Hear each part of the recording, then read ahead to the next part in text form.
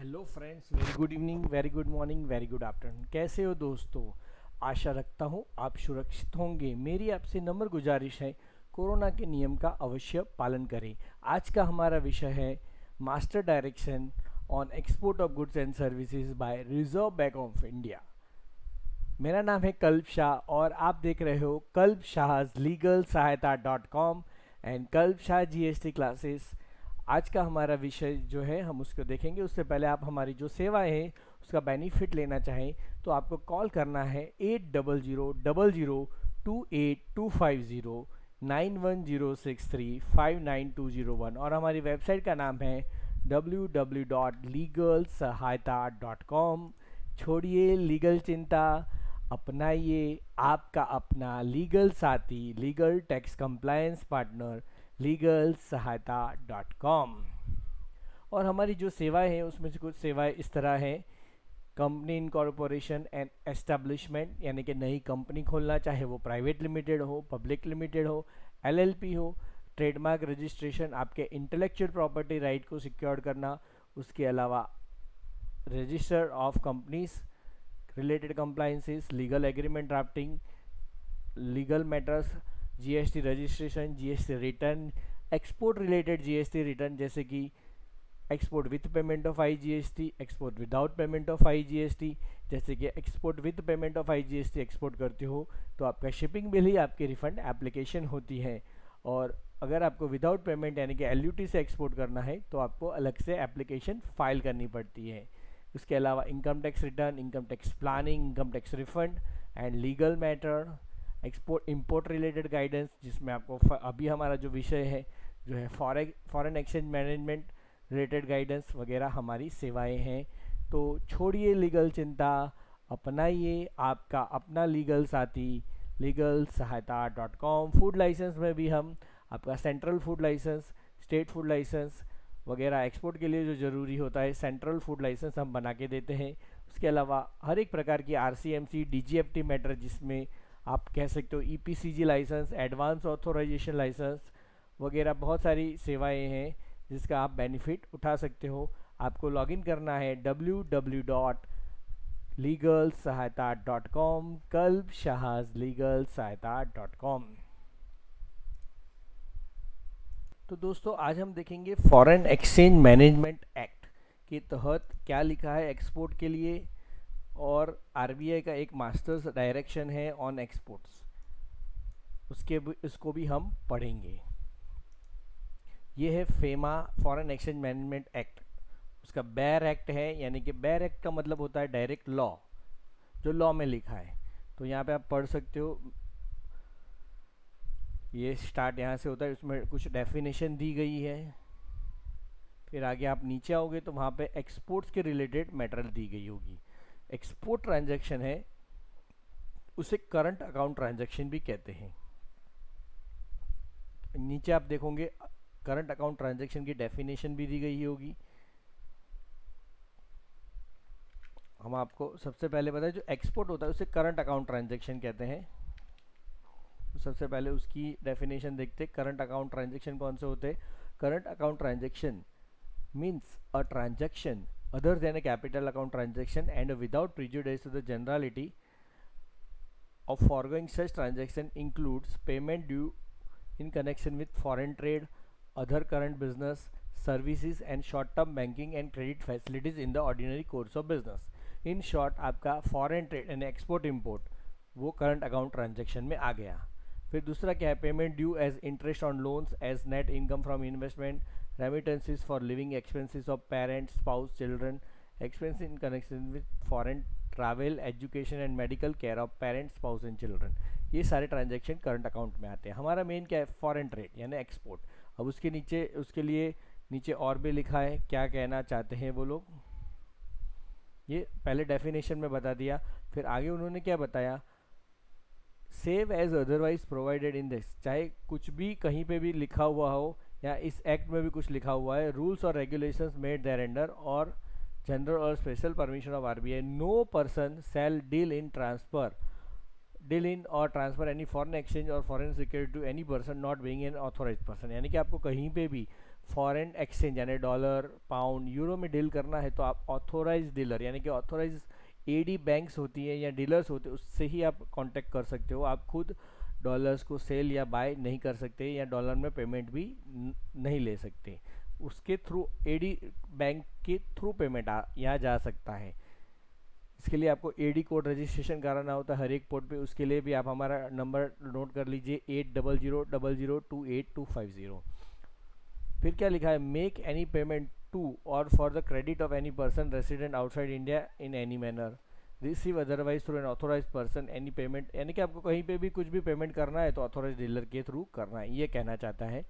फिर यहाँ पे कैपिटल अकाउंट ट्रांजेक्शन की बात कही है, any person may sell or draw foreign exchange to or from an authorise person if such sell or drawal is current account transaction. कहना क्या चाहता है, अगर आप ऑथोराइज डीलर हो, सॉरी आप इम्पोर्टर हो या एक्सपोर्टर हो तो आप ऑथोराइज डीलर से अगर आप एक्सपोर्टर हो तो डॉलर सेल करके पैसे ले सकते हो, और इम्पोर्टर हो तो डॉलर विड्रॉ करके डॉलर पैसे दे रुपए दे दो और वो आपको डॉलर देगा जो आप डायरेक्टली बायर को दे दो, सेलर को दे दोगे जहाँ से आप इंपोर्ट कर रहे हो।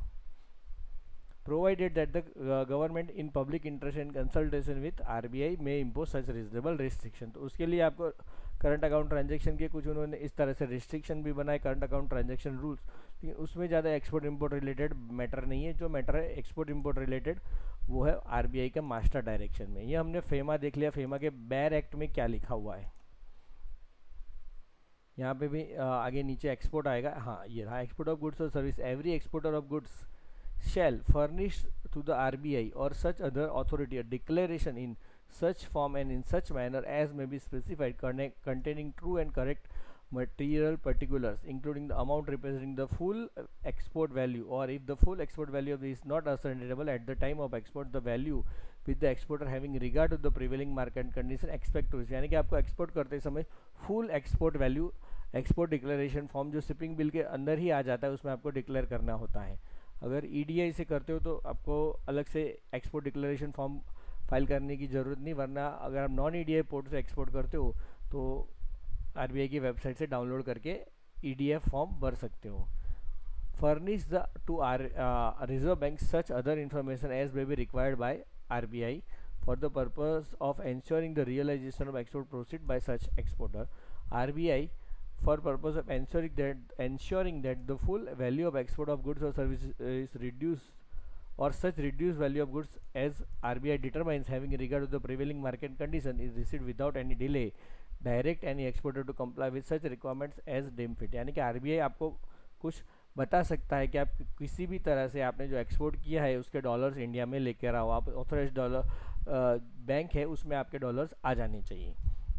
Every exporter of services shall furnish to the Reserve Bank or such other authorities a declaration in such form and such manner as may be specified।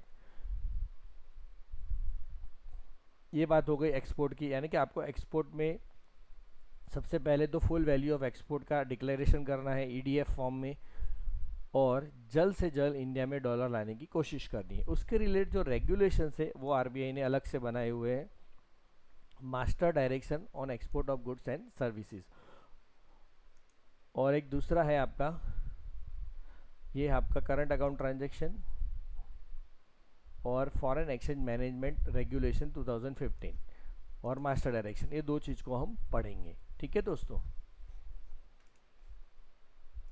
तो जल्दी से मास्टर डायरेक्शन पे आ जाते हैं जो मेन आज का मुद्दा है। Master direction on export of goods and service, ये हर 2 महीने 3 महीने में अपडेट भी होता है। आपको आरबीआई की वेबसाइट से latest master direction on exports of goods and services download करनी है। यहाँ पे आप देख सकते हो लास्टली अपडेटेड जुलाई 8 2021, सॉरी जनवरी 8 2021 में ये अपडेट हुआ था, जो मैंने अपडेटेड ही अभी अभी ही डाउनलोड किया है,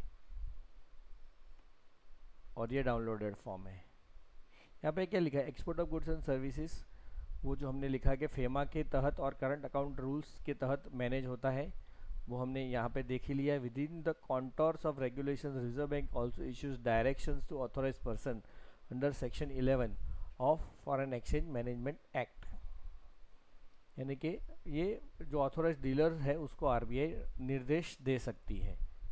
this directions lay down the modalities as how to foreign exchange business has to be conducted by authorise person.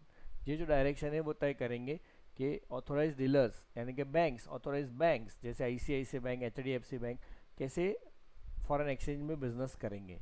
Instruction issued on export of goods and services from India have been complied in this master direction. The list of underlying circulars, और ये जो बहुत सारे circular से master direction बना है, अब हम उसका इंट्रोडक्शन वगैरह पढ़ते हैं। इसमें इस तरह से आप देख सकते हो कि सेक्शन बनाए हुए, पार्ट ए जनरल है, part B EDF soft tax procedure है, part C obligation of authorise dealers है, part D remittance connected with export है।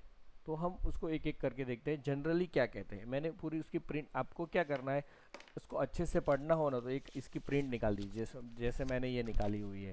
ये प्रिंट आप निकालिए, उसमें एक एक वर्ड को अंडरलाइन कीजिए, क्या कहना चाहता है वो समझिए।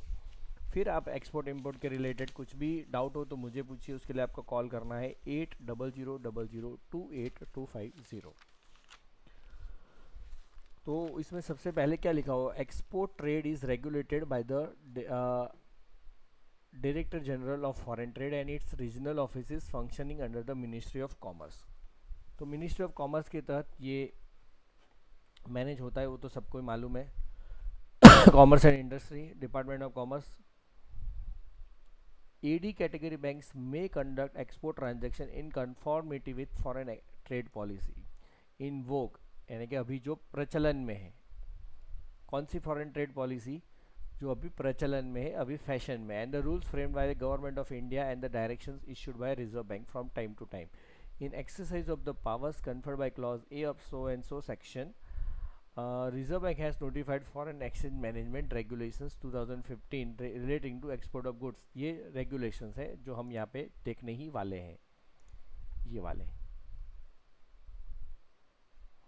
और ये मास्टर डायरेक्शन है, दोनों को कंबाइन करके आपको एक्सपोर्ट इंपोर्ट का ट्रांजैक्शन करना है। ठीक है दोस्तों।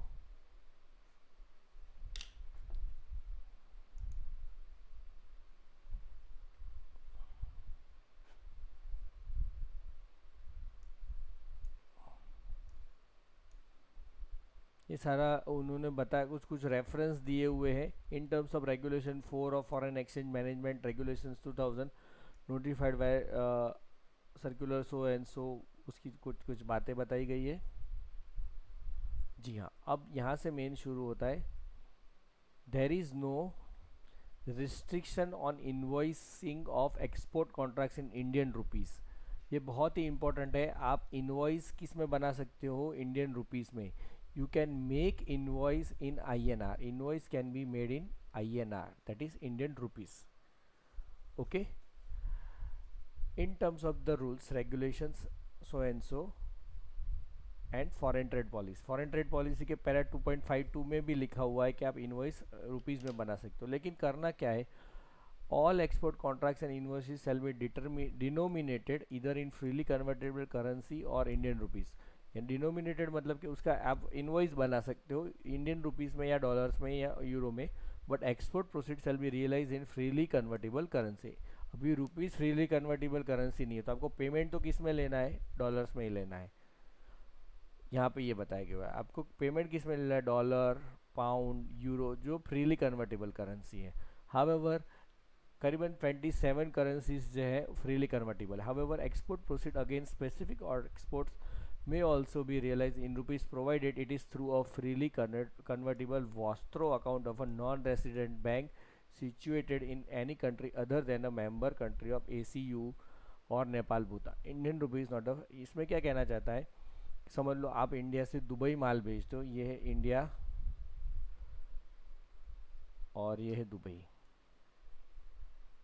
अब आपने पेमेंट लिया कोई ऐसी बैंक से, क्या क्या लिखा है, to be realise provide through a freely convertible vostro. यहाँ पे ये है SBI, आपकी बैंक AD बैंक है SBI, वहाँ पे समझ लो कोई बैंक है बैंक ऑफ दुबई।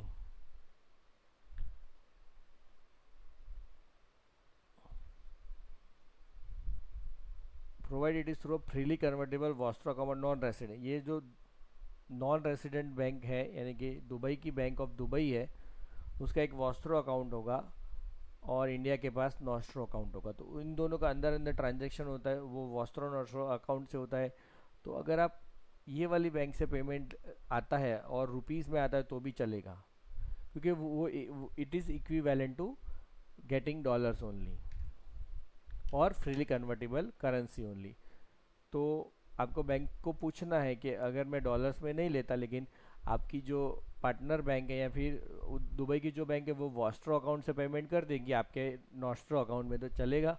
तो आप वो हाँ ही बोल देंगे, provide it is through a freely convertible Vostro account of a non-resident bank situated in any country other than a ACU or Nepal, Bhutan.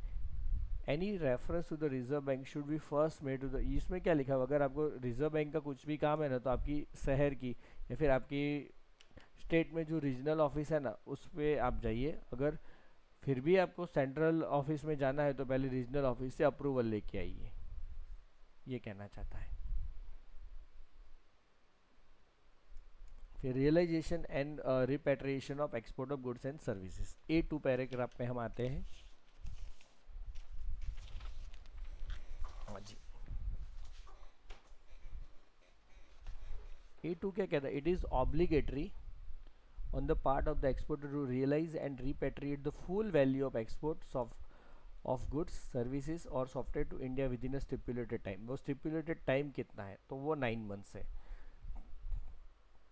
It has been decided in consultation with Government of India that the period of realization and repatriation of export process shall be 9 months from the date of export for all export including SEZ। यानी कि आपको क्या है कि जिस दिन से export किया उसके 9 महीने के भीतर भीतर आपको डॉलर्स मिल जाने चाहिए आपकी एडी बैंक को, जो आपको रुपीस में कन्वर्ट करके पैसे दे देगी। फिर वो जो 9 महीने थे कोरोना में, इस तारीख तक अगर आपने एक्सपोर्ट किया हो तो 15 महीने रखे गए थे, अब तो वो टाइम चला गया। और अगर आपका कोई वेयर हाउस है, से फॉर एग्जांपल आपने कोई वेयर हाउस यूएसए में बनाया हुआ है, नेवाडा में या फिर कोई भी यूएसए में कोई भी स्टेट में आपने एक वेयर हाउस बनाया हुआ है और वो वेयर हाउस से आप माल बेचते हो, warehouse establish outside in the proceed shall be realise within 15 month, तो आपको 15 महीने के भीतर भीतर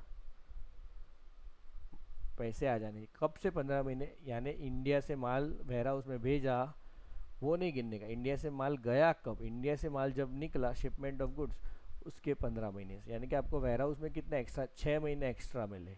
वेयर हाउस में 6 महीने पड़े रखो, फिर बेच दो और बाकी के 9 महीने पेमेंट लेके आओ, तो टोटल 15 हो गए। हालांकि बहुत कम एक्सपोर्टर्स होते हैं जो अपना खुद का वेयर हाउस यूएसए में या कहीं पे भी बना पाते हैं। मेरी आपसे नम्र गुजारिश है कि आप भी एक्सपोर्ट इम्पोर्ट का नॉलेज लीजिए, काफ़ी डिटेल में जाइए और उससे आगे आपके बिजनेस को बढ़ाइए और आपका भी वेयर हाउस होगा, मेरी ऐसी शुभेच्छाएं हैं। Manner of receipt and payment, the amount of representing the full value of export, full value full export value of goods exported shall be received through an AD bank in the manner specified so and so। तो उसका इस यहाँ पे बताया गया होगा कैसे प्राप्त करना है वो पैसा। यहाँ पे आप क्लिक भी कर सकते हो तो शायद वो सर्कुलर खुल जाए।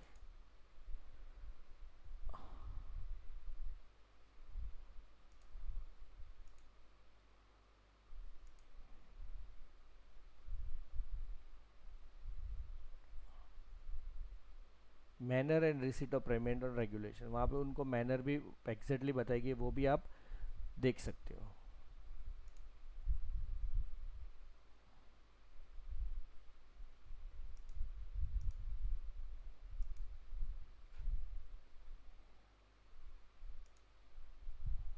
यहाँ पे आप manner and receipt in foreign exchange कैसे प्राप्त करना वो सारी बातें बताई गई है।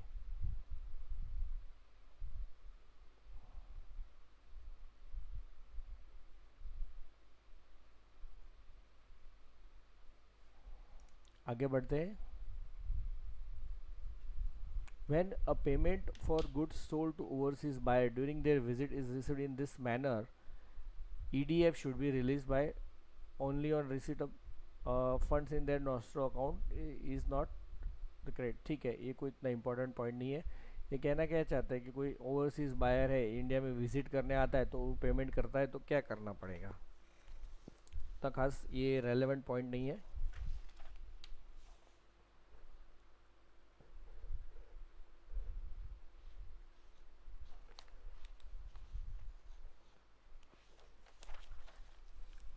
और ये सबसे ज़्यादा इम्पोर्टेंट पॉइंट है, processing of export related receipt through online payment gateway service provider, यानी कि आप पेपाल या पेटीएम से पेमेंट लेते हो, एक्सपोर्ट वाला payment,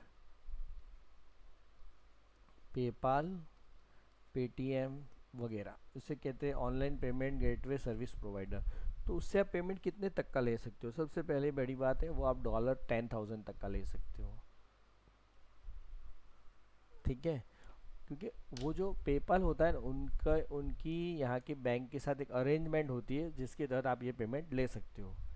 Authorized dealer banks have been allowed to offer the facility of repatriation of export related remittances by entering into standing arrangement with ये PayPal वाले को O P G S P बोलते हैं। तो authorise bank होगी से for example ICICI, तो ICICI का इसके साथ सेटअप होगा, आप पेपल में अकाउंट खुलवाओ तो आपका पेमेंट भले पेपल में है लेकिन वो डायरेक्ट ही आईसीआईसीआई में जमा हो जाएगा। The AD battery banks offering this facility shall carry out the due diligence of the OPGSP। जो आईसीआईसी बैंक है उसका पूरा केवाईसी करेगी पेपल का, KYC of PayPal by ICICI.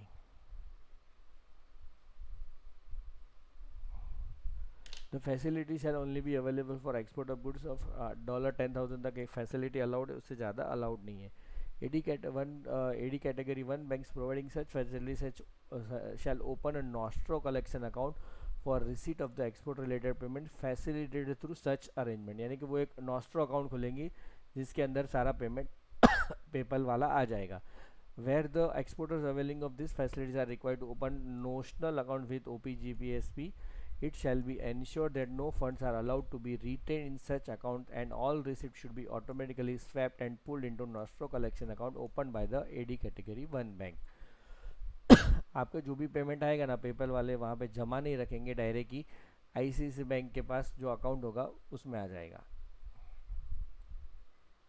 Nostro collection account उसे कहते हैं, nostro collection account for receipt of, वो आपका अकाउंट नहीं होगा, वो पेपल का अकाउंट, आपको तो पेपल से लेना देना है। A separate nostro collection account may be maintain for each OPGSP or the bank should be able to delineate the transaction in the nostro account of each OPGSP, ठीक है। तो आप ये पूरा पढ़ सकते हो, आपको पेपल से पेमेंट इन शॉर्ट ले सकते हो, एक्सपोर्ट करते हो तो पेमेंट पेपाल से ले सकते हो। Under this arrangement the permissible debits to nostro collection account are for repatriation of fund representing export proceed to India for credit to the exporter's account, payment of fee commission to the OPGSP as per the pre data, उसको commission भी दे सकते हैं PayPal वाले को। The balance is held in nostro collection account shall be repatriated and credited to the respective export account with the bank in India immediately on receipt of the confirmation from the importer and in no case later than 7 days from the date of credit to the nostro collection account. जैसे ही PayPal में account आया तो आपके bank account में 7 दिन के भीतर भीतर वो पैसे आ जाएंगे, सिर्फ वो इम्पोर्टर कंफर्म करेगा। AD category bank shall certify themselves to the bonafides of the transaction and ensure that the purpose codes reported in the online payment gateways are appropriated, ठीक है, उतना डिटेल में नहीं है। फिर नेक्स्ट है आपका सेटलमेंट थ्रू एसीयू मैकेनिज्म। अब एसीयू क्या है कि कुछ एशियन कंट्रीज़ ने ये एक सिस्टम बनाई है जिसके तहत आप एसीयू मैकेनिज्म के तहत पेमेंट ले सकते हो, वो देखते हैं। In order to facilitate transaction,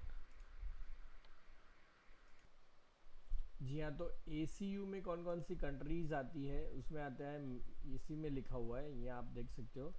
manner वाला जो अलग से सर्कुलर है ना, manner of receipt and payment regulation 2016, उसमें लिखा है manner of receipt in foreign exchange.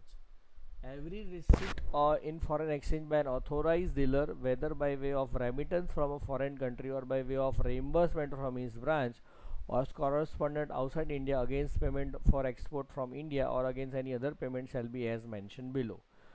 सबसे पहले members of the Asian clearing unit Bangladesh, Myanmar, Pakistan, Sri Lanka and Republic of Maldives. Receipt for export of eligible goods and service by debit to the ACU dollar और ACU euro और ACU Japanese yen account in India of a bank of the member country in with the other party to the transaction is resident।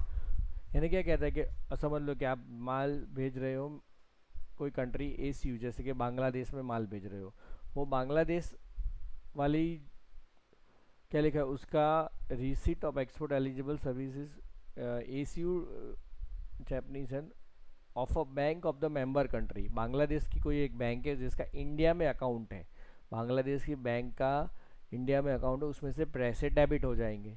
यानी कि ये कंट्रियों ने एक समझौता बनाया हुआ है कि उनके डॉलर खर्च ना हो जाए या फिर उनको डॉलर की ज़रूरत ना पड़े अंदर अंदर एक दूसरे के साथ ट्रांजैक्शन करने के लिए, तो वो लोग एक नोशनल अकाउंट बना के रखा है, उसे कहते हैं ACU डॉलर या ACU यूरो।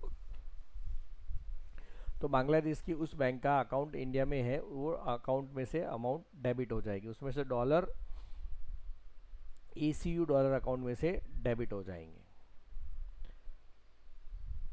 और by credit to the ACU dollar account और ACU euro account of the authorised dealer maintain with the correspondent bank in that member country. या फिर हमारी SBI बैंक है, उसका वहाँ पे भी बांग्लादेश में अकाउंट है, तो वहाँ पे क्रेडिट करवा दो। यहाँ पे आपका बैंक का अकाउंट है, वहाँ से डेबिट करवा दो, या फिर हमारा अकाउंट जहाँ पे आपकी कंट्री में है आपकी बैंक के साथ, वहाँ पे क्रेडिट करवा दो। क्या लिखा है, और by credit to the ACU dollar account of the authorise dealer, यानी कि SBI। हमारा अकाउंट कहाँ है, कहाँ पे maintain with the correspondent bank in that member country. Bangladesh की कोई बैंक होगा उसमें हमारी SBI का अकाउंट है, उसमें पैसे क्रेडिट हो जाएंगे, या तो फिर वहाँ की बांग्लादेश की बैंक का SBI के पास जो अकाउंट उसमें से डेबिट हो जाएंगे। रिसीट में be also made in freely convertible currency in all other cases. In respect of export from India to Myanmar, payment may be received in any freely convertible currency or through ACU mechanism from Myanmar. फिर नेपाल भूटान की भी ऐसी कुछ तरह से बातें करी गई है, वो आप पढ़ सकते हो। All countries other than those mentioned in A above, यानी कि ए कौन सी कंट्री थी, ए में बात हुई थी हमारी ACU कंट्रीज, उसके अलावा की कंट्रीज के लिए क्या, received in rupees from the account of a bank situated in any country other than a member of ACU। यानी कि आपको दो बैंक का या नॉस्ट्रो वॉस्ट्रो अकाउंट होता है, उसमें से भी रुपीज़ में भी पेमेंट आ सकता है, या तो फिर receipt in any freely convertible currency, वो तो ऑप्शन है ही सबसे बड़ा डॉलर्स में लेने का। In respect of export from India, receipt shall be made in a currency appropriate to the place of final destination as mentioned in the declaration form irrespective of a country of residence of the buyer. यानी जहाँ माल जा रहा है उस हिसाब से आपको पैसे आने चाहिए। से फॉर एग्जांपल आपका माल जाए साउथ अफ्रीका और आपके पैसे आ रहे हैं चाइनीज़ युआन में, तो कुछ अप्रोप्रिएट तो डेस्टिनेशन तो हुआ नहीं है, जहाँ माल जा रहा है उसके हिसाब से करेंसी में पैसे आने चाहिए, वरना तो फिर क्या हो जाएगा, वो हवाला जैसा आ जाएगा, माल कहीं भेज रहे हो पैसे कहीं से आ रहे हैं। Any other mode of receipt of export proceeds from for an export from India in accordance with the directions. ठीक है, authorized dealer have been permitted to allow receipt of export of goods software to be received from a third party as per the guideline issued by the Reserve Bank। अब third party के लिए इसके अंदर masters direction में ही अलग से एक method बताई गई है, वो हम आगे आते हैं। Manner of receipt in certain cases,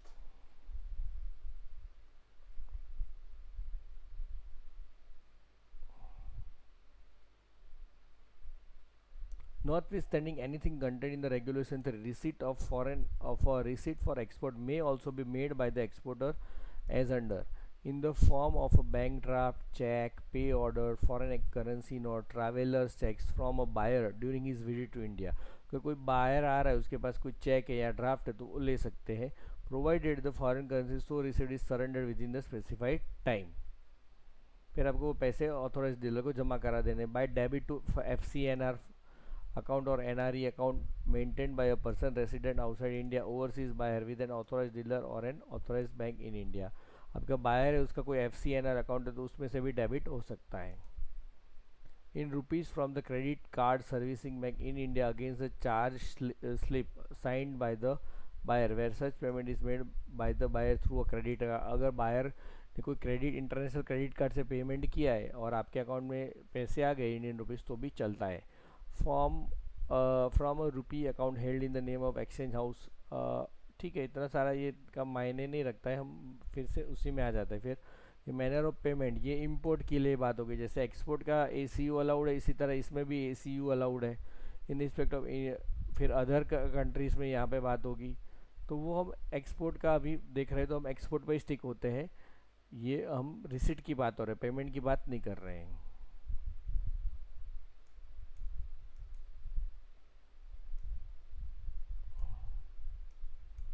same export के उल्टा इंपोर्ट का होता है कि जो कंट्री में से माल आ रहा है उसके अकॉर्डेंस में आपको पेमेंट करना है, उसकी करेंसी क्या है, currency appropriate to the currency of shipment of goods.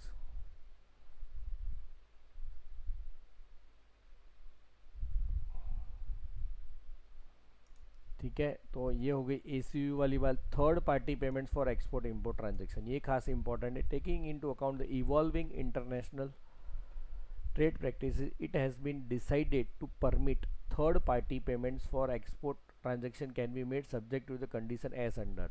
सबसे क्या होना चाहिए, सबसे पहले form irrevocable order backed by a tripartite agreement should be in place. सबसे पहले ये होता क्या है, देखो सूडान में हमने माल भेजा, हम यहाँ पे बैठे इंडिया में, हमने माल भेजा सूडान में, पेमेंट आ रहा है दुबई से,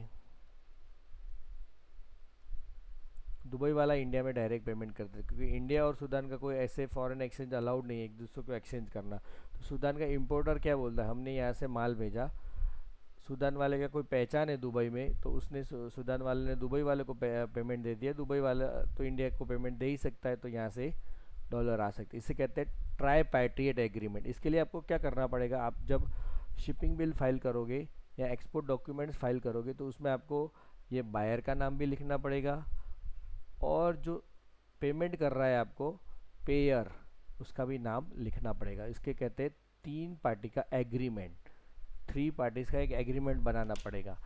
ट्राईपार्टी agreement should be in place, however it may not be insisted upon in cases where documentary evidences for circumstances leading to third party payments, name of the third party being mentioned in the irrevocable order invoice has been produced. Agreement का demand नहीं किया जाएगा authorise dealer के through अगर आपके पास क्या है, सबसे पहले तो इनवॉइस में ये बायर का नाम है, शिपिंग बिल में प्लस इनवॉइस में भी बायर और पेयर दोनों का नाम लिखना है, शिपिंग बिल प्लस इनवॉइस में तो लिखना है, और आपके पास इरिवोकेबल ऑर्डर होना चाहिए, यानी कि उसने कोई परचेज ऑर्डर दिया है जो इरिवोकेबल है, वो वापस नहीं ले सकता। AD bank should be satisfied with the bona fides of the transaction and export documents such as invoice, FIRC। जो बैंक है उसको लगना चाहिए कि भाई आप सूडान में से माल भेज रहे हो और दुबई से पैसे मंगा रहे हो, तो कोई आप इलीगल या इलीगल एक्टिविटीज़ तो नहीं कर रहे हो ना। वो बैंक आपका बोनाफाइड सब आपका ट्रांजैक्शन देखेगी, आपसे सारी इंक्वायरी करेगी उसके, और ट्राईपैट्रिएट एग्रीमेंट भी मांगने के बाद तय करेगी कि भाई ये सच में ऐसा लीगली लग रहा है या फिर ये फेक कुछ कर रहा है। AD bank should consider the FATF statement while handling such transaction. ये कुछ आतंकवादी लोग होते हैं उनके लिए एफएटीएफ इस तरह से रेगुलेशंस आ जाते हैं, तो वो कंट्री के साथ डील करने के लिए वो ज़्यादा एडी बैंक्स को ध्यान रखना पड़ेगा। The third party payment should be rooted through the banking channel only.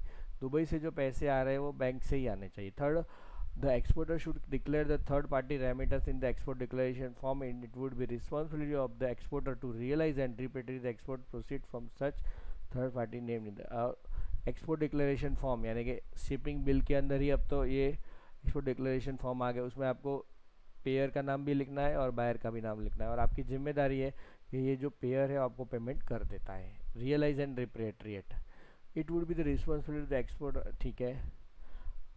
Reporting of outstanding, if any, in the XOS would continue to be shown against the name of the exporter. However, instead of the name of the overseas buyer from where the proceeds have to be realized, the name of declared third party should be appear in the XOS। XOS कुछ banking authorise dealer के लिए system है, तो वहाँ पे जो pair है उसका नाम पेंडिंग रहेगा अगर पेमेंट नहीं आ रहा है तो। वो दुबई का पेयर है, बायर है आपका सूडान का। In case of shipment being made to a country in group 2 of restricted cover countries like Sudan, Somalia, payments for the same may be received from an open cover country। यानी कि ये restricted cover countries है और open cover countries Dubai है, तो Dubai से payment आ सकता है, जो हमने बात करी। इन केस ऑफ इम्पोर्ट, हाँ ये खास ध्यान रखिएगा, अगर बैंक्स आपको नहीं बोल रही है कि सूडान में आप एक्सपोर्ट ना करो, ऐसा नहीं है, एक्सपोर्ट करो, पेमेंट लाओ कहाँ से, ओपन कवर कंट्री से, तो सूडान वाला कहीं दुबई से एडजस्टमेंट करेगा और फिर पैसे भिजवा देगा। In case of imports the invoice should be contain a narration that the related payment has to be made to the third party. The bill of entry should mention the name of the shipper as also the narration that the related payment has to be made to the named third party, and the importer should comply with the related extent instruction relating to the import. यानी कि bill of entry में आपको third party को जिसको आप payment कर रहे हो उसका भी नाम लिखवाना है. नरेशन में कहाँ लिखवाना है? नेम ऑफ पेयर, सॉरी पे, यहाँ पेयर नहीं है, रिसीवर. आप इंपोर्ट कर रहे हो तो आप पैसे भेज रहे हो. इन नरेशन, नरेशन में लिखाना है, उसका डिस्क्रिप्शन करना है. फिर कुछ कंट्रीज होती है जिसमें डायरेक्ट एक्सचेंज रेट अवेलेबल नहीं होता है, तो क्या करने का? Settlement of export transaction in currency not having a direct exchange rate. से फॉर एग्जांपल आप कोई ऐसी कंट्री के साथ डील कर रहे हो जिसका डॉलर के साथ रेट है लेकिन रुपीज़ के साथ कोई रेट ही नहीं मिल रहा है, तो क्या करने का? To further liberalise the procedure and facilitate settlement of export transaction where the invoicing is in a freely convertible currency. Invoice किस में होना चाहिए? Freely convertible currency, dollar, pound, euro वगैरह. And the settlement takes place in the currency of the beneficiary which though convertible does not have a direct exchange rate. और जिसमें payment आ रहा है, से फॉर एग्जांपल पेमेंट आ रहा है कोई Netherland की करेंसी है, नेदरलैंड्स, उसका हमारे साथ कोई डायरेक्ट एक्सचेंज रेट नहीं, लेकिन वो भी करेंसी कैसी होनी चाहिए? फ्रीली कन्वर्टेबल करेंसी होनी चाहिए. It has been decided that AD category work banks may permit settlement of such export transaction excluding those put through the ACU mechanism subject to the condition as under. Indian rupees का dollar के साथ rate है लेकिन Netherlands की currency के साथ rate नहीं है, तो क्या वो ऐसे ट्रांजैक्शन का सेटलमेंट एडी कैटेगरी बैंक कर सकती है. Subject to exporter shall be a customer of the AD bank. Signed contract is in a freely convertible currency, यानी कि आपका इनवॉइस और परचेस ऑर्डर वगैरह किस में होना चाहिए? Freely convertible currency, dollar, euro में, pound. The beneficiary is willing to receive the payment in the currency of beneficiary instead of the original currency of the invoice contract. Letter of credit as full and final settlement. जो beneficiary है वो payment लेने के लिए तैयार हो, किस में? दूसरी करेंसी में, डॉलर, नेदरलैंड डॉलर की जगह पे डॉलर में ले. The beneficiary is willing to receive the payment in the currency of beneficiary instead of the original freely convertible currency of the invoice contract. Letter of credit as full and final settlement. तो आपको letter of credit वगैरह कौन सी currency में मिलेंगे? दूसरी currency में मिलेंगे, original currency में नहीं मिलेंगे. AD bank is satisfied with the bonafides of the transaction. AD bank को विश्वास पड़ना चाहिए. The counter party to the exporter importer of the AD bank is not from a country or jurisdiction in the updated FAT public statement on high risk, यानी कि पाकिस्तान जैसी country नहीं होनी चाहिए ये सेटलमेंट करने में. अब ये फॉरेन करेंसी अकाउंट है, आप एक फॉरेन करेंसी अकाउंट भी मेंटेन कर सकते हो, उसे कहते हैं,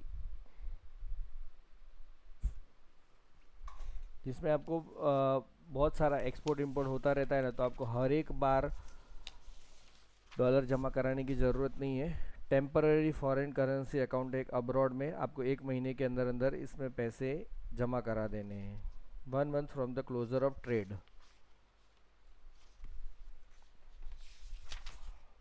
नहीं, ये वो आगे आएगा, वो है exchange earner foreign currency account. ये नॉर्मल फॉरेन करेंसी अकाउंट है, यानी कि आप टेम्पररी फॉरेन करेंसी अकाउंट खोल सकते हो बाहर में. से फॉर एग्जांपल आपको एग्जीबिशन में जा रहे हो चाइनीज़ वगैरह में या फिर कहीं पे भी जर्मनी में, तो वहाँ पे आप फॉरेन करेंसी अकाउंट टेम्पररी करा सकते हो. जैसे ही वो एग्जीबिशन ख़त्म हो जाता है, 1 महीने के भीतर भीतर आपको जितने भी डॉलर मिले, वहाँ पे आपने स्टॉल रखा था, जितनी भी बिक्री हुई, समझ लो 25,000 डॉलर मिले, तो वो आपको एक स्टॉल का लास्ट डेट थे उसके 1 महीने के अंदर गवर्नमेंट में जमा करा देने कैश में. participant in international exhibition trade have been granted general permission via regulation so and so dated so and so for opening a temporary foreign currency account abroad, यानी कि आप वहाँ पे अकाउंट भी खुलवा सकते हो.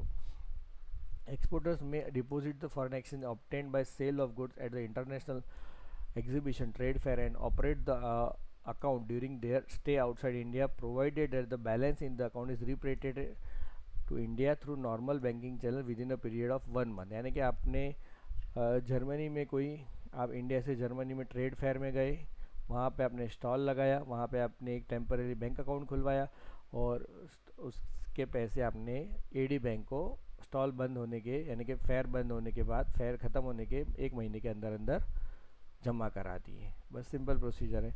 रिजर्व बैंक में consider application in form EFC from exporter having good track record for opening a foreign currency account.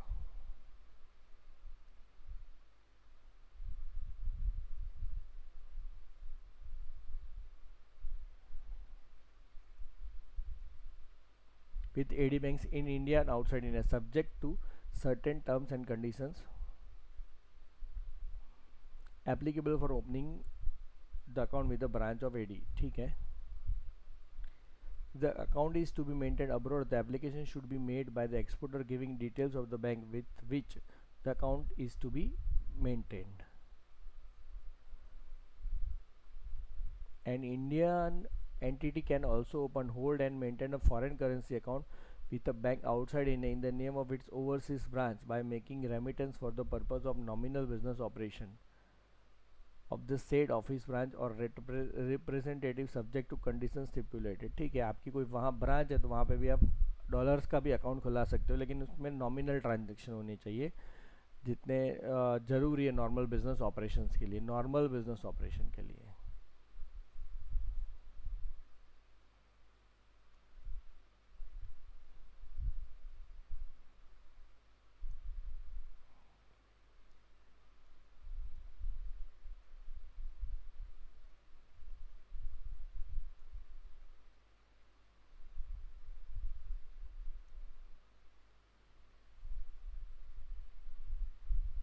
फिर ये डायमंड डॉलर अकाउंट है. Under the scheme of Government of India, films and companies dealing in purchase, sale of rough or firms and companies dealing in rough or cut and polished diamond, precious metal, jewelry, plain, mingna, curry, and studded with or without diamond, with a track record of at least 2 years in import export of diamonds, colored gemstones. 2 years का आपका track record होना चाहिए, track अच्छा होना चाहिए, तो diamond dollar account आपको मिलेगा. And having a average annual turnover of ₹3 crore. आपका टर्नओवर कितना होना चाहिए? Annual turnover 3 crore, more than 3 CR during the preceding 3 licensing years are permitted to transact their business through diamond dollar account. They are to be allowed to open not more than 5 diamond dollar account with their banks. आप 5 diamond dollars account खुला सकते हो, जिसके लिए आपकी condition क्या होनी चाहिए? 3 करोड़ का एक्सपोर्ट और 2 इयर्स का टैक रिकॉर्ड, लेकिन 3 साल का average about during 3 preceding years. तीनों साल में आपको होना चाहिए 3 करोड़ का ऊपर. Eligible firms and companies may apply for permission to their AD banks in the format prescribed. आपको बैंक के साथ एप्लीकेशन करनी होगी डायमंड डॉलर्स अकाउंट के लिए. अब ये वाला मेन अकाउंट है जिसकी हम चर्चा करते हैं, जो है exchange earner foreign currency account. क्या होता है? आप कई बार डॉलर बेचते हो, डॉलर खरीदते हो, आप एक्सपोर्टर भी हो, इम्पोर्टर भी हो, तो आपको डॉलर खरीदने बेचने में क्या होता है, बैंक से आप डॉलर बेचोगे ना तो इस तरह से रेट होता है. देखो 73, 75. अगर आप डॉलर बेचोगे तो बैंक आपको 73 देगी, अगर आप इम्पोर्टर हो खरीदोगे तो 75 देगी. ये ₹2 का जो है ना उसे स्प्रेड कहते हैं. डिफरेंस को क्या कहते हैं? स्प्रेड. वो क्या होता है? बैंक का प्रॉफिट होता है. तो आप इम्पोर्टर भी हो और एक्सपोर्टर भी हो, तो 1 महीने के अंदर इम्पोर्ट भी होता है, एक्सपोर्टर भी होता है. तो गवर्नमेंट क्या बोलती है कि आपको थोड़े टाइम के लिए ये जो कंपल्सन है ना कि जैसे ही एक्सपोर्ट होता है पैसे तुरंत ही एडी बैंक में जमा करा दो, वो नहीं जमा कराओ तो भी चलेगा. कितने दिन तक चलेगा? Before the last day of the succeeding calendar month the sum total of the accruals in the account, यहाँ पे लिखा होगा The sum total of the accruals in the account during the calendar month should be converted into rupees on or before the last day of the succeeding calendar month after adjusting for utilization of the balances for approved purposes or forward commitment. Say for example, आपका ये month चला 18 आज 18 मार्च, तो पूरा मार्च है, मार्च में आपके बहुत सारे एक्सपोर्ट हुए, इंपोर्ट हुए, तो आपका exchange earner foreign currency account में आपके पैसे आ रहे EEFC, $5 लाख का आपका एक्सपोर्ट है और $3 लाख का इंपोर्ट है। तो आपको इस पे तो $2 लाख का स्प्रेड बच गया। 2 लाख इंटू स्प्रेड कितना था, अपने ऊपर एग्जांपल में देखा था ₹2 का, तो 2 लाख इंटू 2 आपके ₹4 लाख बच गए। कैसे बच गए? अब आप जब अप्रैल 30 अप्रैल तक आपको ये बाकी के जो $2 लाख है वो इंडियन रुपीज़ में कन्वर्ट कराने पड़ेंगे, लेकिन ये तो नहीं कन्वर्ट कराने पड़ेंगे ना $3 लाख, वो उससे आप डायरेक्टली पेमेंट कर दो, बस सिंपल है। तो $2 लाख का जो आपका स्प्रेड है, $2 लाख वो बच गया आपका $3 लाख का, रादर आपका इंपोर्ट 3 लाख का हुआ ना, तो 3 लाख इंटू 2 तो ₹6 लाख आपके बच गए। द फैसिलिटी ऑफ EFC, हाँ पूरा पढ़ते हैं। अ person resident in India may open with AD category 1 bank an account in foreign currency called the exchange earners foreign currency account, यानी कि ये किन लोगों के लिए बना है जो एक्सचेंज अर्न करके देते हैं इंडिया को, in term foreign exchange earn करके देते हैं by a person resident in India so and so. फिर क्या लिखा है,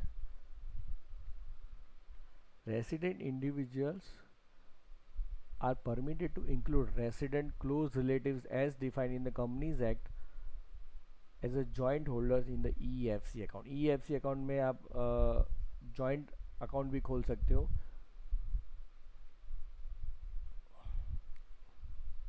The account shall be maintained only in the form of non-interest bearing current account. No credit facilities fund based or non fund based shall be permitted against the security of balances held in EFC। यानी कि आप पे इसको सबसे main negative क्या हुआ, no interest, आपको कोई ब्याज नहीं मिलेगा। आपके 18 मार्च के 5 लाख आ गए थे, उसमें से 3 लाख आपने बाद में वापरे, बाद में यूज़ किए, और 2 लाख आपके फिर भी पड़े रहे, तो उस पर कोई $2 लाख पे इंटरेस्ट नहीं मिलेगा और उस पर से कोई लोन भी नहीं मिलेगी, चाहे फंड बेस्ड हो या नॉन फंड बेस्ड हो। All categories of foreign exchange earners are allowed to credit 100% of their foreign exchange earnings to EFC account subject to condition that the sum total, हाँ वो आपको नेक्स्ट आपका 100% जितना भी invert आ रहा है ना डॉलर्स, वो सारा आप EFC अकाउंट में जमा करा सकते हो, लेकिन अगले महीने की लास्ट डेट तक यानी 30 तारीख तक आपको रुपीस में कन्वर्ट कर देने पड़ेंगे। The facility of EFC scheme is intended to enable exchange earners to save on conversion transaction costs while undertaking forex transaction। इसी कहते हैं spread.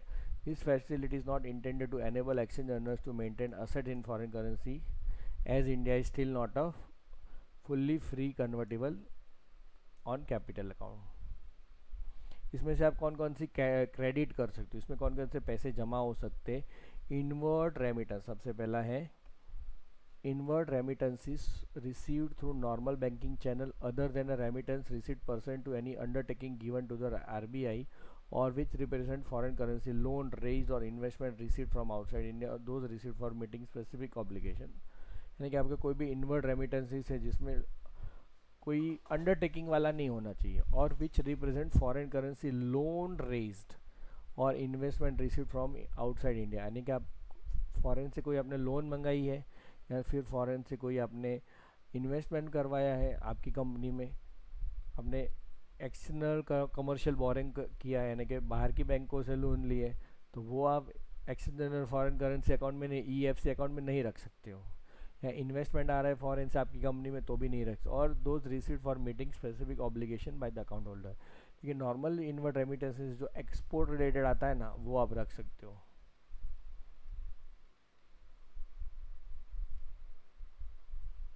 Payment received in foreign exchange by 100% EOU और export processing zone, software technology park, electronic hardware technology park. ठीक है। AD category banks may permit their export constituents to extend trade-related loans advances to overseas importers out of their EFC balances without any ceiling, subject to the compliance of provision। हाँ, आपकी bank है, अगर आपके EFC account में बहुत सारे पैसे पड़े हैं तो आपको क्या ले सकती है, trade related advances to overseas importer. तो आप उसमें से कुछ आप आपके जो बायर है उस to extend trade related loans advantage to overseas import, उसको बैंक लोन्स वगैरह भी दे सकती है out of their EFC balance without any ceiling. ठीक है।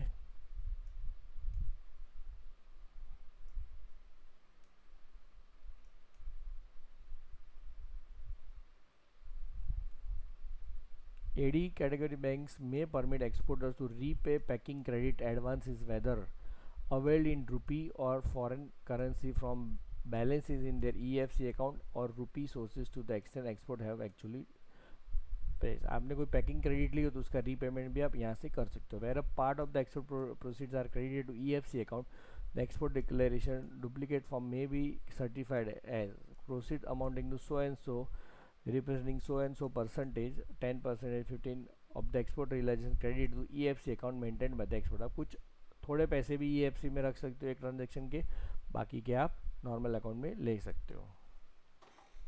अब आता है काउंटर ट्रेड एग्रीमेंट।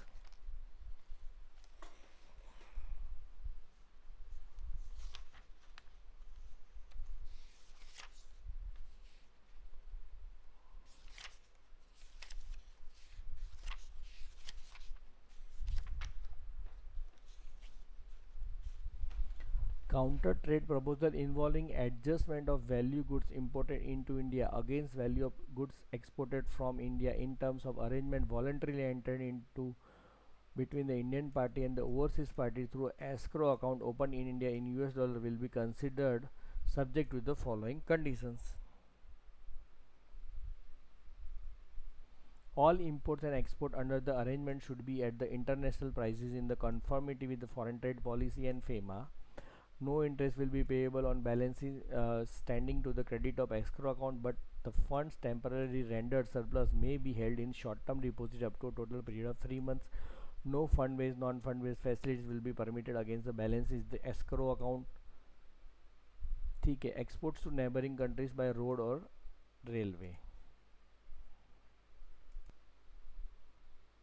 ये काउंटर ट्रेड एग्रीमेंट वाला क्या कहता है, आप एक ही पार्टी है फॉरेन की, उसको एक्सपोर्ट भी कर रहे हो और उसी से इंपोर्ट भी करा रहे हो। कंट्री तो सेम है ही, लेकिन वो बंदा भी एक ही है। तो क्या करना है, through an escrow account open in India in US dollar will be considered, यानी कि आपको एक एक्सक्रो अकाउंट इंडिया में खोलना होगा जो US डॉलर में होगा, और जिसमें सारा इंपोर्ट और एक्सपोर्ट आपको इंटरनेशनल प्राइसेस से करना पड़ेगा, उसमें कोई आपको इंटरेस्ट नहीं मिलेगा, और आपको रीजनल ऑफिस जाना पड़ेगा। Application for permission of opening extra account may be made by the overseas exporter organisation through his AD bank to the regional office of RBI। यानी कि आपको खुद एप्लीकेशन करना पड़ेगा या तो फिर आपकी बैंक के थ्रू एप्लीकेशन करवाओ, कहाँ पे, आपकी रीजनल RBI ऑफिस में। इसे कहते हैं काउंटर ट्रेडिंग। इसी के एक ही बंदे से एक्सपोर्ट भी करते हो, same person is exporter, same person is exporter as well as importer for you. इससे आप माल बेचते भी हो और माल खरीदते भी हो। RBI की परमिशन लेनी पड़ेगी, इंटरनेशनल प्राइसेस को मेंटेन करना पड़ेगा। The following procedure should be adopted by exporters for filing original copies of EDF where exports are made to the neighboring countries by road, rail or river transport। अगर आप road railway से export कर रहे हो नेपाल, भूटान, बांग्लादेश वगैरह पे, तो क्या होगा, उसके लिए आपको ये सारे रूल्स फॉलो करने पड़ेंगे। The following procedures will be in case of export by barges country craft road transport, the form should be presented by exporter or his agent at the custom station at the border through which the vessel or vehicle has to pass before crossing over to the foreign territory. For this purpose, exporter may arrange their either to give the form to the person in charge of the vessel or vehicle or forward it to his agent at the border for submission of custom. यानी कि अगर आप नेपाल में माल भेज रहे हो, नेपाल की जो बॉर्डर है, रक्सौल बॉर्डर, सनोली बॉर्डर, वहाँ पे आपको ये एक्सपोर्ट डिक्लेरेशन फॉर्म देना पड़ेगा. वो आप खुद दे दो या फिर जो ट्रक लेके जा रहा है उसको आप दे दो, वो कस्टम्स वाले को दे देगा, या फिर आपके एजेंट के थ्रू भी वहाँ पे आप पहुँचा सकते हो. As regard exports by rail, customs staff has been posted at certain designated railway station for attending to custom formality. They will collect the EDF for goods loaded at this station so that the goods may move straight on the foreign country without further formalities at the border. Railway वालों ने भी ऐसे कुछ बंदे, railway के अंदर customs के कुछ ऐसे बंदे हैं, ये सारी चीज़ें देखेंगे. The list of designated railway station can be obtained from the railways. For goods loaded at stations other than the designated stations, exporter must arrange to present EDF to the custom officer at the borderland custom station where custom formalities are completed. जहाँ पे ऐसा arrangement नहीं रखा है railway department में customs के staff का, वहाँ पे आपको फॉर्म भिजवाना पड़ेगा. Border trade with Myanmar. In super session of instruction contained in so and so circular, barter system of trade at the Indo-Myanmar border has been discontinued and replaced with normal trade with effect from so and so date. Accordingly, all trade transactions with Myanmar, including this at Indo-Myanmar border with effect from, shall be settled in permitted currency in addition to ACU. देखिए पहले क्या होता था, barter allowed था Myanmar के साथ, अब barter allowed नहीं है, बार्टर बंद है.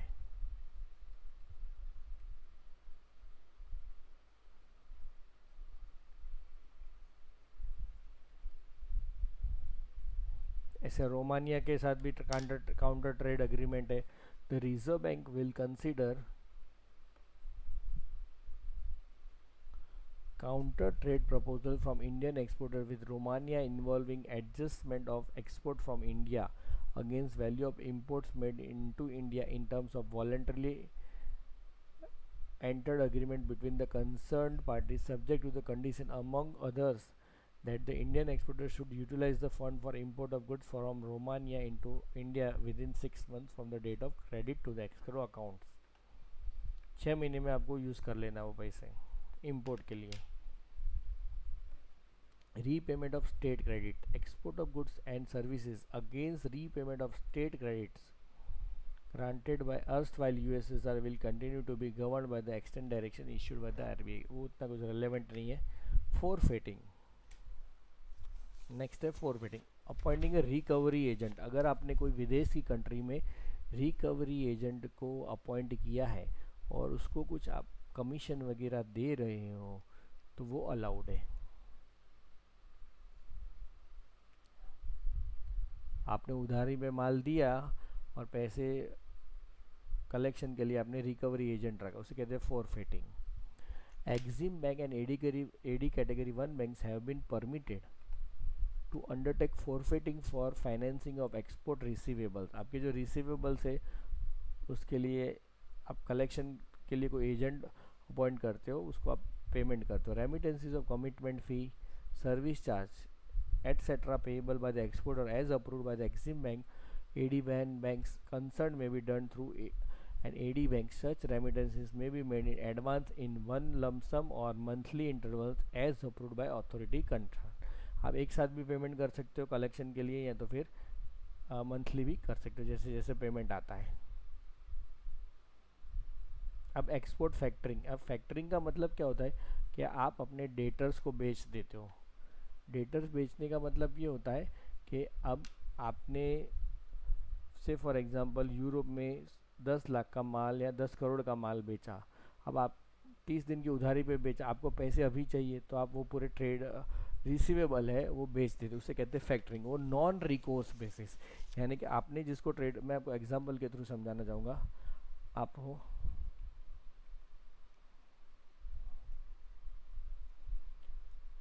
ये क्या हो रहा है?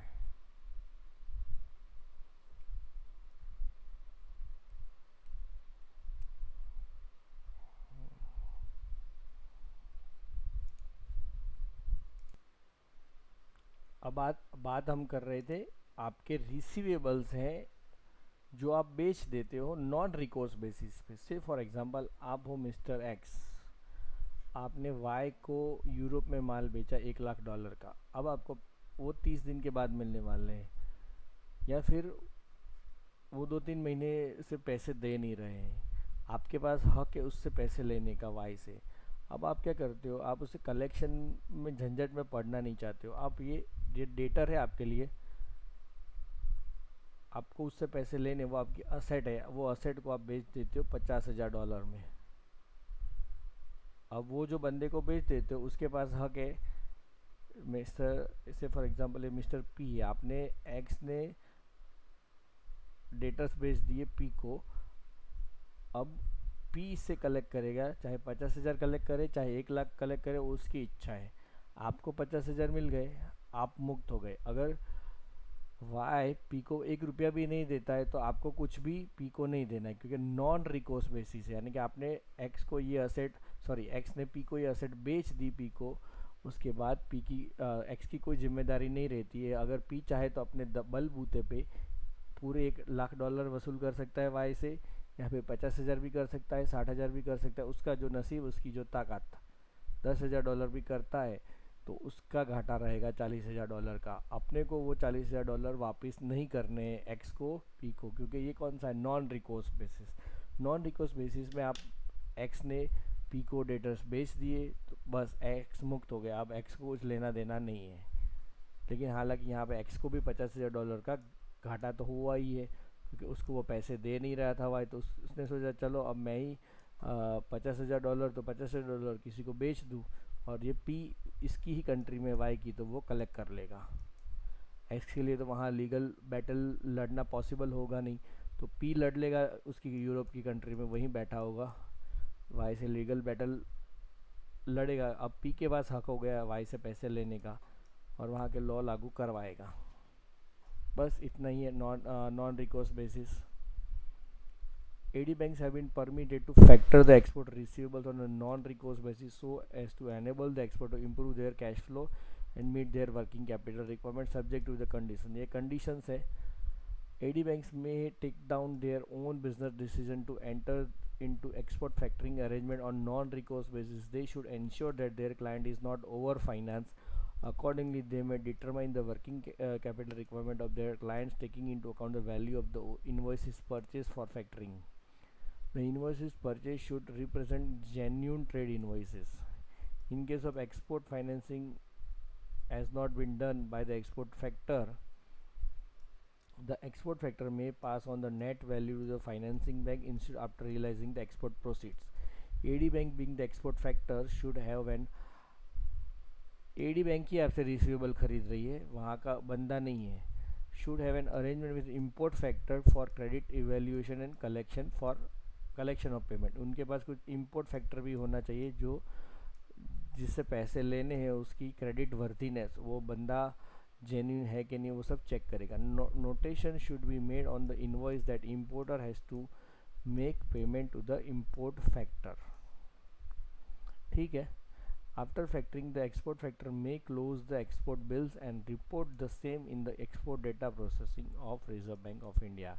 In case of single factor not involving import factor overseas, the export factor may obtain credit evaluation from the correspondent bank abroad. ठीक है, वहाँ से कहीं से इंफॉर्मेशन मंगा सकते हैं। अब प्रोजेक्ट एक्सपोर्ट है, प्रोजेक्ट एक्सपोर्ट के लिए भी आप पढ़ सकते हो एक बार, कुछ मेन पॉइंट्स हो तो मैं आपको बता देता हूँ। उसमें खास कुछ है नहीं प्रोजेक्ट एक्सपोर्ट्स के लिए, अगर आप चाहो तो अलग से एक बार पढ़ सकते हो। आगे बढ़ते हैं। Export of goods on lease or hire, आप लॉन्ग टर्म लीज पे भी आपका मशीन वगैरह एक्सपोर्ट कर सकते हो। Prior approval of RBI is required for export of machine on lease or hire basis under agreement with overseas lessee against जो भाड़े पे लेता है ना उसको लेसी कहते हैं, जो भाड़े पे देता है उसको लेसर कहते हैं। Against collection of lease rentals higher charges and ultimate re import, बाद में लास्ट में वो वापस इम्पोर्ट कर देना है, लेकिन इसके लिए आरबीआई की परमिशन लेनी पड़ेगी। Exporter should apply for necessary permission through AD1 banks, यानी आपको बैंक के थ्रू परमिशन लेनी है to regional office concern of the RBI giving full particulars, यानी पूरी डिटेल्स देनी है।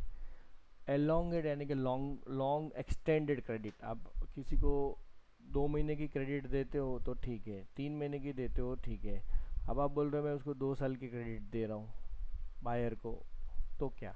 Exporter intending to export goods elongate credit terms में submit their proposal giving full particulars through their banks for consider the regional office of RBI. आपको RBI contact करना पड़ेगा। Long term credit नहीं दे सकते क्योंकि 9 महीने के भीतर भीतर तो क्या है, आपके पैसे आ जाने चाहिए फॉरेन एक्सचेंज मैनेजमेंट एक्ट के तहत।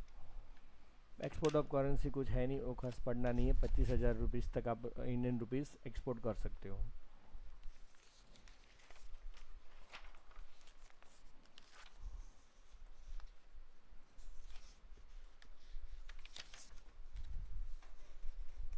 थोड़ा आगे आगे बढ़ ले रहे, जो मेन मेन पॉइंट है ये डिक्लेरेशन वाला भी चर्चा कर लेते हैं।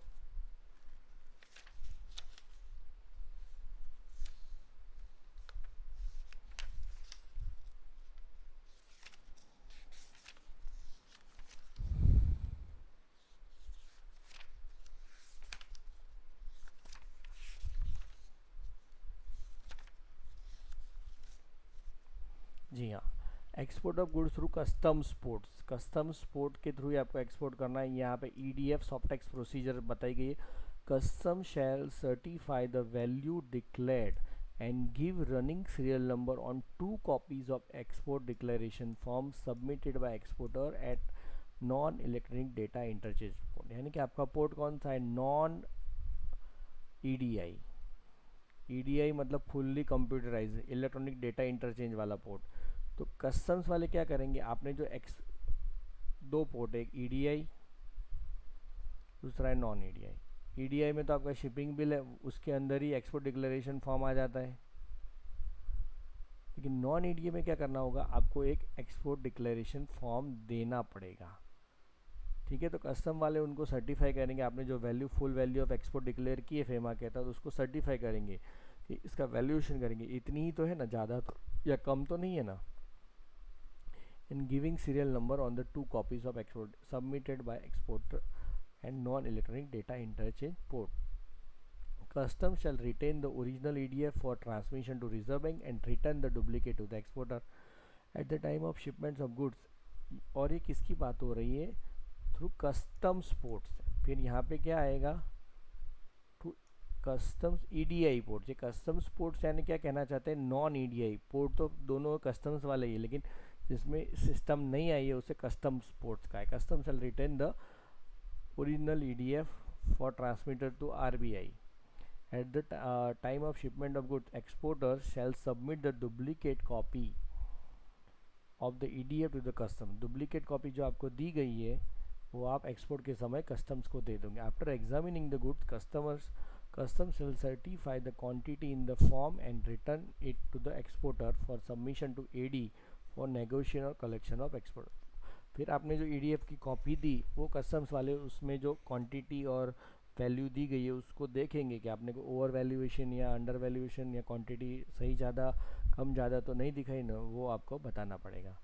Within 21 days from the date of export, exporter shall launch the duplicate copy together with relative shipping documents and an extra copy of the invoice to the AD in the EDF. ये क्या लिखा है? Within 21 दिन के भीतर भीतर export होने के exporter shall launch the duplicate copy together with relative shipping document and extra copy of the invoice to the AD name in the EDF. जिस एडी बैंक का ऑथोराइज डीलर बैंक का नाम आपने लिखा है ना शिपिंग बिल के अंदर और ईडीएफ के अंदर, उसको आप क्या जमा कराओगे उस बैंक को? Exporter shall launch duplicate copy, ये ईडीएफ फॉर्म की डुप्लीकेट कॉपी जमा कराओगे विथ रिलेटिव शिपिंग डॉक्यूमेंट, और आपको सारे डॉक्यूमेंट्स भी देने पड़ेंगे। ईडीएफ की जो डुप्लीकेट कॉपी आप अपने कस्टम से वैल्यूएशन करवा के ली ना, वो और शिपिंग डॉक्यूमेंट्स आपको जमा कराने पड़ेंगे। किसको? एडी बैंक को। कितने दिन के भीतर भीतर? 21 दिन के भीतर भीतर।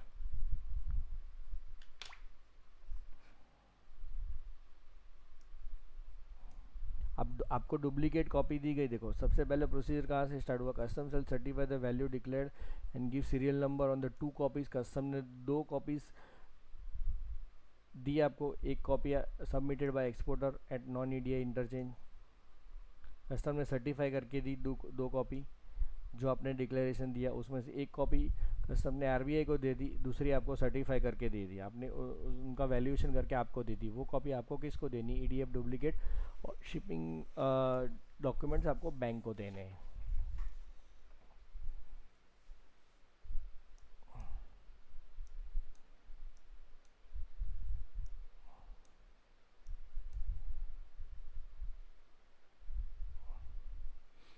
After the documents have been negotiated, sent for collection, the AD shall report the transaction through EDPMS to the Reserve Bank and retain the document at their end. In case of export made under deferred credit arrangement or joint ventures abroad against equity participants or under rupee credit agreement, the number and the date of the Reserve Bank approval and the number of the relative RBI circular shall be recorded. Where the duplicate copy of EDF is misplaced or lost, AD may accept copy of duplicate EDF duty certified by customs. ठीक है, अब ये सब अपने को ज़्यादा ध्यान नहीं रखना, अपने तो EDI पोर्ट से ही एक्सपोर्ट करना है। Export of goods or software to EDI port. The shipping bill shall be submitted in duplicate to the authority commissioner of customs if export is made through it. After verifying and authenticating, the authority concerned shall hand over the exporter one copy of the shipping bill marked exchange control copy for being submitted to the AD bank within 21 days from the date of export of for collection negotiation of shipping documents. आपको bank को वो shipping bill की copy दे देनी है जिसके अंदर ही EDF होगा। After verifying the one copy of the shipping bill marked exchange copy.